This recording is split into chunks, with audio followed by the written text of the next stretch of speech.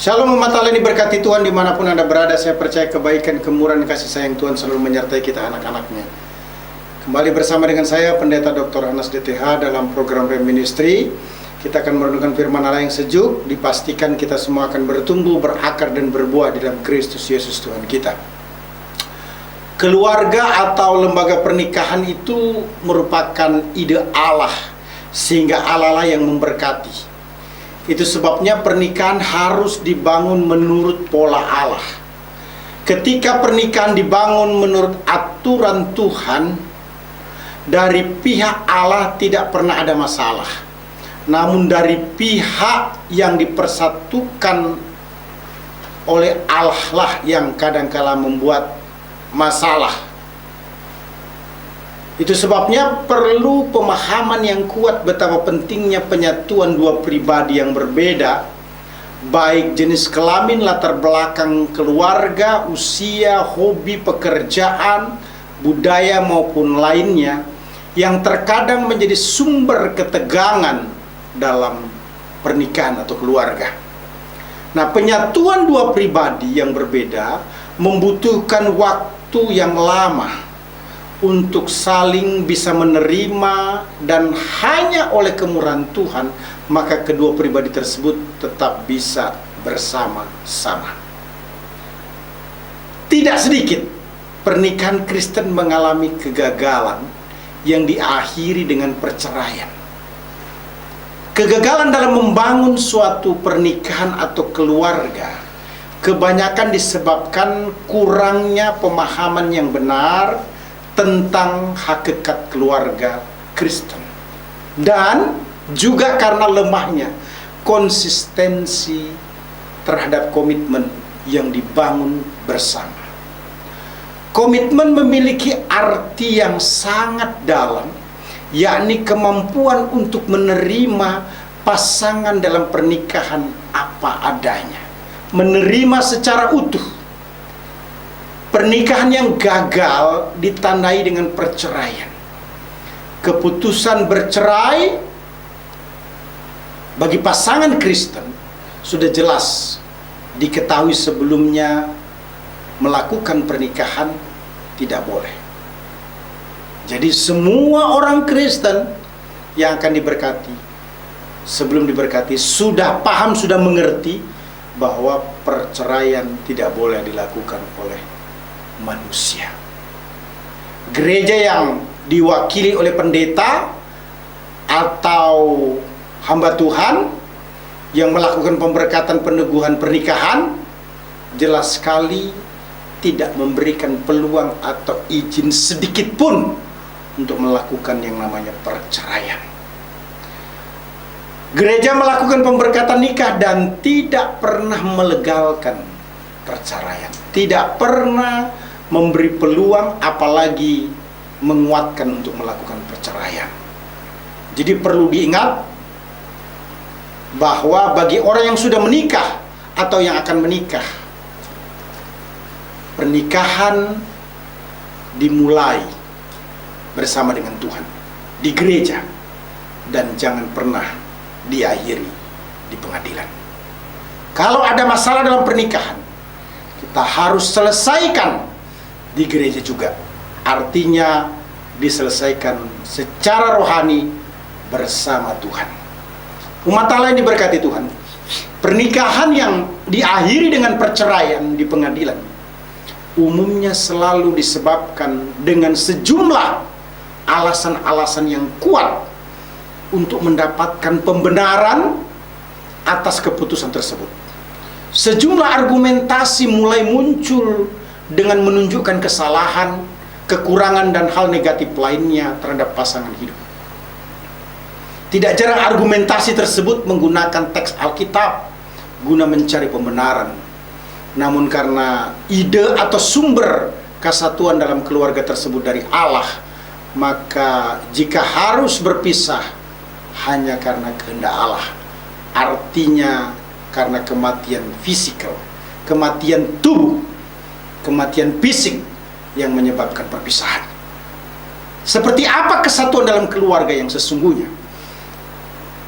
Firman Tuhan memberikan pernyataan begitu jelas di dalam Alkitab. Tema kita saat ini, kesatuan dalam keluarga Kristiani. Apa arti kesatuan dalam keluarga Kristiani? Kesatuan tidak sama dengan satu. Desain kesatuan mengandung arti bersatunya bermacam-macam perbedaan. Karakter, sifat, temperamen, kebiasaan, dan lainnya dalam satu kesatuan yang utuh dan harmoni. Ayah, ibu, dan anak-anak adalah pribadi yang berbeda dalam karakter, temperamen, sifat, hobi, dan kesukaan. Namun perbedaan itu bukan alasan untuk tidak bisa bersatu. Satu prinsip yang harus kita pelajari adalah perbedaan itu indah. Namun hal ini tergantung bagaimana kita memandang perbedaan itu. yakni harus bisa saling menerima atau memaklumi pribadi yang lain apa adanya. Kesatuan begitu penting dalam keluarga Kristiani. Kesatuan dalam keluarga menggenapi kehendak Allah, sebagaimana dijelaskan dalam Kejadian 2 ayat 24. Sebab itu seorang laki-laki akan meninggalkan ayahnya dan ibunya dan bersatu dengan istrinya, sehingga keduanya menjadi satu daging. Jadi ketika seorang laki-laki mengambil keputusan untuk menikah dengan seorang wanita, maka mereka berdua membangun keluarga yang baru tanpa diintervensi lagi oleh orang tua, mertua atau keluarga lainnya. Pasangan tersebut membangun keluarga dengan prinsip-prinsip ilahi guna memenuhi kehendak Allah. Kesatuan dalam keluarga menjadi kunci diberkati Tuhan. Mazmur 133 ayat 1 berkata, sampai dengan ayat yang ketiga, nyanyian ziarah Daud, sungguh alangkah baiknya dan indahnya apabila saudara-saudara diam bersama dengan rukun. Seperti minyak yang baik di atas kepala meleleh ke janggut, yang meleleh ke janggut Harun dan ke leher jubahnya. Seperti embun gunung Hermon yang turun ke atas gunung-gunung Sion, sebab kesanalah Tuhan memerintahkan berkat kehidupan untuk selama-lamanya.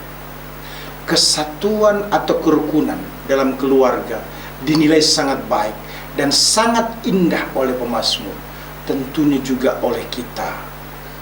Janji Tuhan akan menurunkan atau memberikan berkat bagi keluarga yang memelihara kesatuan, dijamin pasti terjadi. Kesatuan dalam keluarga mempertahankan keutuhan rumah tangga. Matius 12 ayat yang ke-25 menjelaskan hal tersebut. Tetapi Yesus mengetahui pikiran mereka lalu berkata kepada mereka, setiap kerajaan yang terpecah-pecah pasti binasa, dan setiap kota atau rumah tangga yang terpecah-pecah tidak dapat bertahan. Kesatuan dalam rumah tangga harus dijaga, jangan sampai terpecah-pecah. Artinya tidak utuh yang disebabkan oleh kurangnya komitmen untuk memelihara kesatuan tersebut. Rumah tangga harus utuh agar tetap kokoh.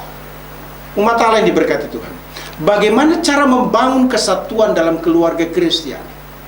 Ini penting untuk kita pelajari bersama. Pertama, hidup harus berpusatkan Kristus. Keluarga yang berpusatkan Kristus adalah keluarga yang setiap anggota keluarganya secara aktif, kreatif, proaktif, dan positif berfokus mengikuti kehendak Kristus. Keluarga yang berfokuskan Kristus akan sungguh-sungguh menjadikan Tuhan atau Juru Selamat Yesus adalah pusat dari keluarganya. Tuhan menjadi pemandu jalan yang menyelamatkan atau menolong kehidupan keluarga. Keluarga yang berpusatkan Kristus akan sanggup mengatasi setiap tantangan, kesulitan, pergumulan. Karena itu dinilai sebagai ujian iman untuk semakin berakar, bertumbuh, dan berbuat dalam Kristus. Keluarga yang berpusatkan Kristus adalah tempat pertama dan terutama untuk membangun pendidikan moral dan kerohanian anak-anak. Keluarga yang berpusatkan Kristus adalah keluarga yang menjadikan firman Tuhan sebagai dasar dalam berpikir dan bertindak. Cara membangun kesatuan dalam keluarga Kristiani dimulai hidup berpusatkan pada Kristus, kemudian lakukan komunikasi yang bermakna. Komunikasi adalah proses sharing, dilakukan secara verbal maupun non-verbal. Komunikasi semestinya dilakukan dengan baik, sehingga pasangan dapat menerima dan mengerti apa yang Anda sharingkan kepadanya. Dalam komunikasi, dimensi rohani dalam komunikasi menjadi sangat penting. Aspek penting yang perlu diperhatikan dalam komunikasi keluarga meliputi aspek jiwa fisik, aspek psikofisiologis, ataupun juga aspek pola komunikasi. Nah, umat Allah ini berkati Tuhan. Yang dimaksudkan dengan aspek jiwa adalah pikiran, perasaan, atau kemauan. Aspek jiwa harus sehat atau stabil atau terkendali agar bisa melakukan komunikasi dengan baik. Aspek fisik adalah aspek kebutuhan fisik, yang dimaksudkan adalah psikologis, yakni sandang, pangan, papan, dan seks. Pertahankan dan tumbuh kembangkan hubungan positif dalam keluarga. Hindari hal-hal yang mengganggu. Jangan berdiam diri, curiga, marah, sakit hati, salah pengertian, takut, merasa bersalah, dan hal-hal buruk lainnya. Hindari hal-hal yang mengganggu tersebut. Aspek psikofisiologis menekankan adanya perbedaan fisik dan psikis yang saling mempengaruhi dalam komunikasi. Ini harus dimaklumi. Aspek pola komunikasi, suami cenderung berkomunikasi dengan tujuan memecahkan suatu masalah serasional mungkin, berbeda dengan istri yang lebih mengutamakan hati. Suami pada umumnya lebih bersifat nonverbal, beda dengan istri. Ini pun juga harus diperhatikan. Hal ketiga, saudara, terkait dengan cara membangun kesatuan keluarga Kristiani yang perlu diperhatikan adalah tunjukkan keterbukaan yang tulus. Kejadian 2 ayat 25 berkata, mereka keduanya telanjang, manusia dan istrinya itu, tetapi mereka tidak merasa malu. Kata telanjang diartikan menunjukkan pada keterbukaan dalam hubungan seks. Secara alegori bisa juga dipahami keterbukaan dalam hal keuangan. Keterbukaan menunjukkan kepercayaan, kedewasaan dalam suatu hubungan. Hubungan suami istri dan orang tua harus terbuka. Tidak bisa tidak. Keterbukaan penting untuk menghadapi masalah-masalah pribadi antara anggota keluarga. Keterbukaan adalah luapan hati nurani yang murni dan merupakan langkah menuju pemulihan jiwa yang terluka dalam keluarga yang mengalami masalah. Namun sebaliknya, salah satu bentuk hati nurani yang tidak murni adalah kesombongan dan keangkuhan, artinya menolak keterbukaan. Ini yang menjadi penghalang terbesar bagi seseorang untuk dapat terbuka dan berani meminta maaf kepada pasangan. Pengampunan yang disertai hati nurani yang murni dan penuh keterbukaan akan mendatangkan kesatuan suami istri yang kokoh dalam keluarga. Umat Allah yang diberkati Tuhan, keterbukaan tidak hanya terbatas diterapkan dalam hal meminta maaf, tetapi juga meliputi segala keadaan dalam hal rumah tangga. Keterbukaan untuk sepakat menyatukan pikiran yang berbeda, baik pendapat, pemahaman, persepsi, planning, pendidikan maupun lainnya. Keterbukaan menyangkut penerimaan, penghargaan, komitmen, cara mengungkapkan perasaan dan ketakutan-ketakutan tentang pernikahan. Keterbukaan meliputi gaya mengungkapkan kemauan, kebutuhan, mencari pola yang tepat untuk mengungkapkan kemauan, berusaha memahami kemauan pasangan, menghindari egoisme, dan berusaha memenuhi kebutuhan pasangan. Umat Allah yang diberkati Tuhan Yesus Kristus, kesatuan dalam keluarga Kristiani ditetapkan oleh Allah dan tidak boleh dihancurkan oleh manusia.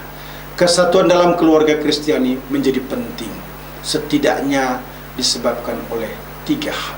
Yang pertama, kesatuan dalam keluarga menggenapi kehendak Allah. Kedua, kesatuan dalam keluarga menjadi kunci diberkati Tuhan. Ketiga, kesatuan dalam keluarga mempertahankan keutuhan rumah tangga. Bagaimana cara untuk membangun kesatuan dalam keluarga Kristiani? Pertama, hidup berpusat pada Kristus. Kedua, lakukan komunikasi yang bermakna. Ketiga, tunjukkan keterbukaan yang tulus. Haleluya! Tuhan Yesus memberkati. Selamat hidup harmonis bahagia secara Kristiani dalam kehidupan keluarga kita masing-masing. Tuhan Yesus memberkati. Immanuel. Amin. Allah sanggup melakukan segala perkara, dulu, sekarang, dan selamanya. Kuasanya